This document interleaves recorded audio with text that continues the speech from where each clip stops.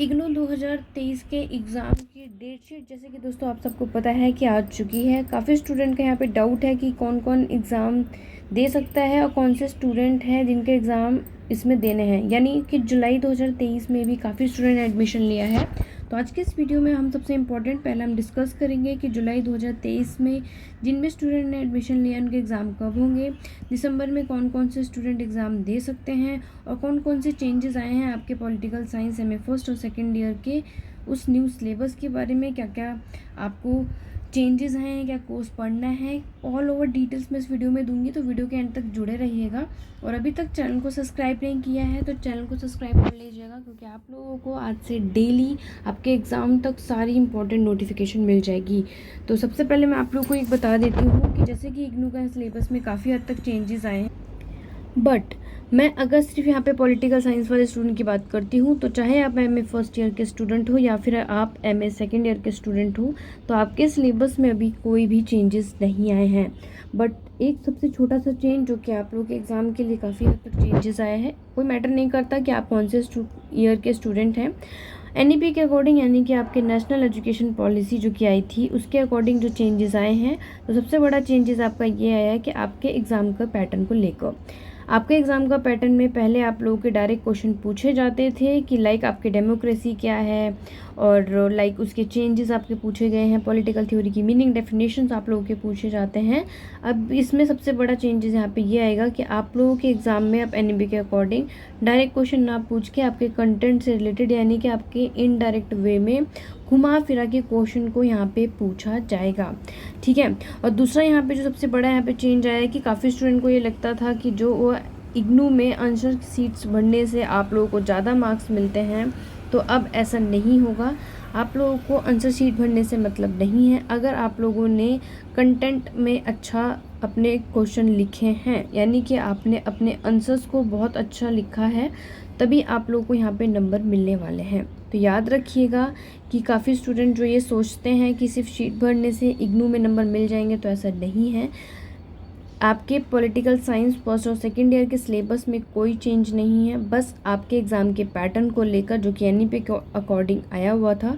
तो आप लोगों के यहाँ पे सिर्फ डायरेक्ट ना क्वेश्चन पूछ के ही आएंगे। दूसरा, आप लोगों के पीवाईक्यू काफ़ी स्टूडेंट जो कि आप लोग देखेंगे तो उस तरीके से क्वेश्चन जैसे कि मैंने आपको बताया लोकतंत्र के बारे में पूछा जाता है। तो इन सब के बारे में मैं डिटेल में 1 बाय 1 वीडियो लेकर आऊँगी कि किस तरीके से क्वेश्चन आते हैं, आपको क्या क्या पढ़ना है। फिर भी होपफुली आप लोगों को काफ़ी स्टूडेंट हैं तो आप लोग टेलीग्राम चैनल और आप लोग मेक श्योर कि क्लासेस लेनी है अगर आप लोगों को, तो आप लोग नीचे जो नंबर दिख रहा है उस पर टेक्स्ट कर सकते हैं। तो ये है आपका चेंजेस के अकॉर्डिंग जैसे कि मैंने आपको बताया।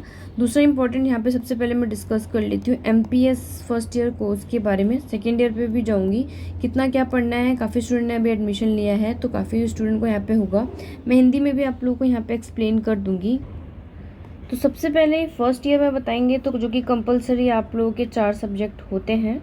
जिन भी स्टूडेंट ने इग्नू के एमए में एडमिशन लिया हुआ है पॉलिटिकल साइंस से, तो आप लोगों को यहाँ पर 4, तो क्योंकि आप लोगों का पॉलिटिकल साइंस है इसलिए आप लोग मास्टर्स कर रहे हैं, तो आप लोगों का कोड क्या होगा एमपीएस, राइट। एमपीएस 01 से लेके 4 आपके 4 सब्जेक्ट होते हैं जो कि आप लोगों को फर्स्ट ईयर में एग्जाम देने हैं।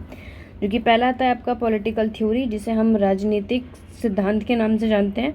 दूसरा जो कि आप लोगों का है वो है इंटरनेशनल रिलेशन जो कि थ्योरी ऑफ प्रॉब्लम यानी कि आपके अंतर्राष्ट्रीय संबंध, समस्या और उसके सिद्धांत से रिलेटेड है। Third one is India democracy and development यानी कि भारत और लोकतंत्र एवं विकास। और फोर्थ जो है आपका वो है comparative politics issue and trend जिसे हम लोग कहते हैं तुलनात्मक राजनीति, मुद्दे और प्रवृत्ति। तो ये आप लोगों के 4 हैं। मैं इसकी पीडीएफ आप लोगों को टेलीग्राम पे दे दूंगी, तो होपफुली आप लोग टेलीग्राम में यहाँ पे ज्वाइन कर लेंगे और लिंक आप लोगों को डिस्क्रिप्शन पे मिल जाएगा। तो ये 4 सब्जेक्ट जो कि हैं आपके फर्स्ट ईयर में आएंगे। और जो नेक्स्ट वन है जो कि आप लोग को इम्पोर्टेंट मैं आपको बता देती हूँ जो कि सेकेंड ईयर में आप लोगों को पढ़ना है। तो सेकेंड ईयर में आप लोगों को 1 से लेकर 13 और सबसे इम्पॉर्टेंट बात कि पॉलिटिकल साइंस के यहाँ पर आप लोगों के जो 1 से लेकर 13 तक हैं इसमें आपके ऑप्शनल कोर्स होते हैं, ठीक है। तो इसमें आप लोग को यहाँ पे सिलेक्ट करना होता है और उसके अकॉर्डिंग आप लोग को करना है। तो आप लोगों के ये सारे सब्जेक्ट हैं जिसमें आपके इंडिया एंड द वर्ल्ड यानी कि भारत और विश्व के बारे में है। State and society in Latin America के राज्य और समाज, पश्चिमी राजनीतिक चिंतन के ऊपर है, और उसके बाद आपके आधुनिक भारत के सामाजिक और राजनीतिक विचार के ऊपर है, अफ्रीका के राज्य और समाज के ऊपर है, शांतियन विवाद अध्ययन, और इसी तरीके से आप लोगों के सारे सब्जेक्ट का मैं आपको हिंदी में बता दूंगी। Human security, civil society, politicalism and conflict, तो ये सारे आप लोगों को क्या आएंगे, सेकेंड ईयर में आएगा, जो कि ऑप्शनल है, मैं आप लोगों को पहले ही बता रही हूँ। और इसी तरीके से आप लोगों के फर्स्ट और सेकेंड ईयर में जो भी सब्जेक्ट हैं वो इसी तरीके से आएंगे। तो आगे की वीडियो में मैं आपको आगे डिटेल में और भी बताऊंगी कि किस तरीके से आप लोग यहाँ पर एमए की तैयारी कर सकते हैं, जो कि हम लोग यहाँ पे आगे डिस्कस करेंगे। तो हम लोग ये भी पढ़ेंगे कि आपके पॉलिटिकल साइंस का नेक्स्ट वीडियो में आपके साथ शेयर करूँगी कि political theory in the sense कि आप लोगों का जो पहला सब्जेक्ट है, ठीक है, फर्स्ट ईयर का जो फर्स्ट आप लोग का सब्जेक्ट है पॉलिटिकल थ्योरी, इसमें आप लोग का क्या क्या टॉपिक कवर होगा, क्या क्या इंपॉर्टेंट है, सब कुछ पढ़ने की ज़रूरत नहीं है। काफ़ी स्टूडेंट होते हैं कि मैम क्या पढ़ें क्या छोड़ें, कुछ समझ नहीं आ रहा है, सब कुछ पढ़ने की ज़रूरत नहीं है, वो मैं आपको 1 बाय 1 बता दूँगी। तो आगे हम लोग यहाँ पर बात कर लेते हैं कि एग्ज़ाम यहाँ पर आप लोग के कब होंगे। तो जिस तरीके से मैंने आपको यहाँ पे बताया था सिलेबस को लेकर, तो दिसंबर वाले एग्ज़ाम की बात करती हूँ मैं यहाँ पे। तो दिसंबर जो भी स्टूडेंट यहाँ पे दिसंबर वाले हैं, वो आप लोग जिन भी स्टूडेंट ने पिछले यानी कि आपकी लास्ट ईयर एडमिशन लिया था 2022 में, उनके एग्ज़ाम दिसंबर में कंडक्ट कराए जाते हैं। जुलाई 2023 में जिन भी स्टूडेंट ने यहाँ पर एडमिशन लिया है, तो मैं आपको पहले ही बता देती हूँ, उन लोगों का यहाँ पर ओवरऑल अगर हम लोग यहाँ पर देखेंगे तो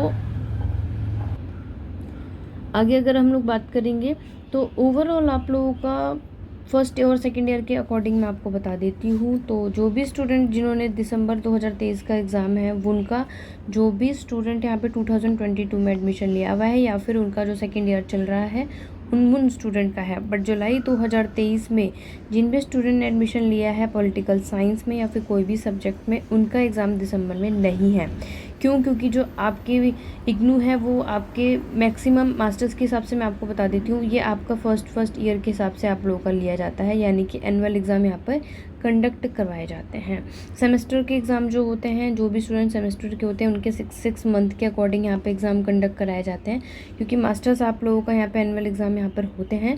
तो आपके जुलाई 2023 के हिसाब से अगर मैं आप लोगों को यहाँ पे बताती हूँ, तो आपका जो फर्स्ट ईयर का एग्ज़ाम होगा वो आपके नेक्स्ट ईयर यानी कि 2024 जून जुलाई के आसपास ही कंडक्ट होता है, मैक्सिमम जून में ही होता है।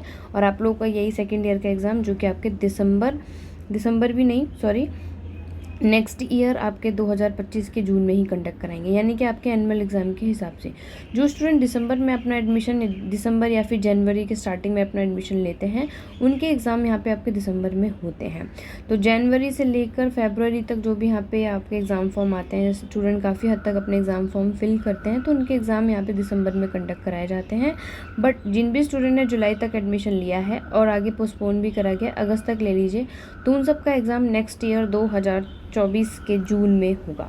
तो आप लोगों को ये कन्फ्यूजन नहीं है, काफ़ी हद तक आप लोगों के पास टाइम है। तो मेक श्योर कि आप लोग चैनल से जुड़े रहेंगे, और जिससे कि आप लोगों को सारी इंपॉर्टेंट अपडेट ऑन टाइम मिल जाएगी।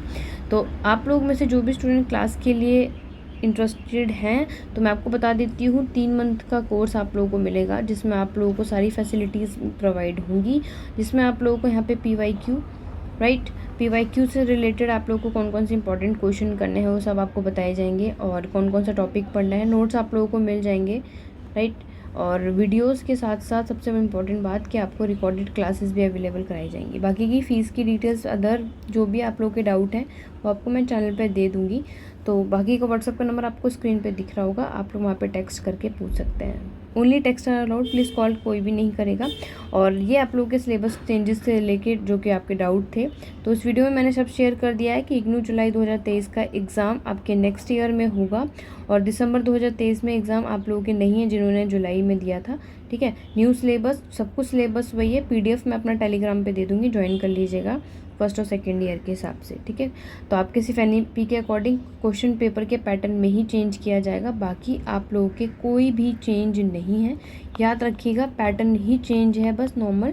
और पैटर्न के हिसाब से मैं आपको बता दूंगी, नेक्स्ट एक छोटी सी वीडियो बनाऊंगी कि आप लोगों का एग्ज़ाम में किस तरीके से क्वेश्चन आते हैं, कितने क्वेश्चन आप लोगों को इसमें करने होते हैं, राइट। तो चलिए आज के इस वीडियो को यहीं पे एंड करते हैं, नेक्स्ट वीडियो पे आप लोगों को मिलती हूँ। Thank you for watching.